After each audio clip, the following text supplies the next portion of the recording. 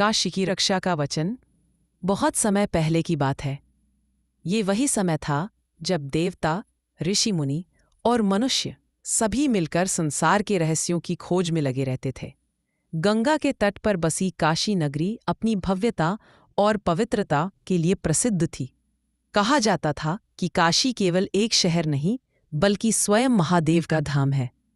काशी में हर रोज मंदिरों की घंटियां बजती, आरती होती और भक्तों की भीड़ लगी रहती। लोगों का विश्वास था कि काशी में मृत्यु भी अंत नहीं, बल्कि मोक्ष का द्वार है। असुरों का आतंक, लेकिन समय बदलता है।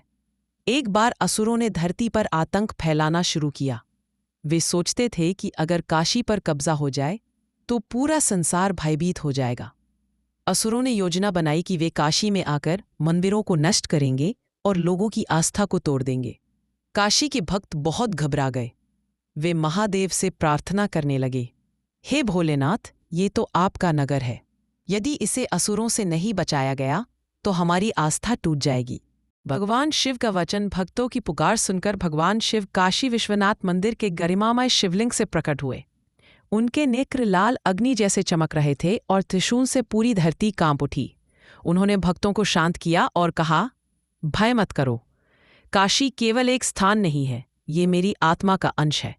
जब जब कोई शक्ति इसे नष्ट करने आएगी, मैं स्वयं इसकी रक्षा करूंगा। यह नगरी अनादि है और अविनाशी है। मृत्यु यहाँ केवल शरीर का अंत है, आत्मा तो सीधा मोक्ष प्राप्त करती है। यह सुनकर भक्तों का भय मिट गया।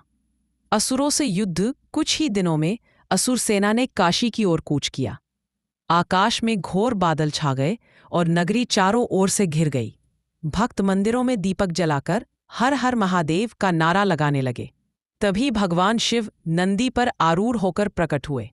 उनके साथ माता पार्वती, मां गंगा और गण भी थे। एक भीषण युद्ध हुआ। असुरों ने अपनी पूरी शक्ति लगाई, लेकिन जैसे ही वे काशी की सीमा में प्रवेश करते, उनका तेज नष्ट हो जाता।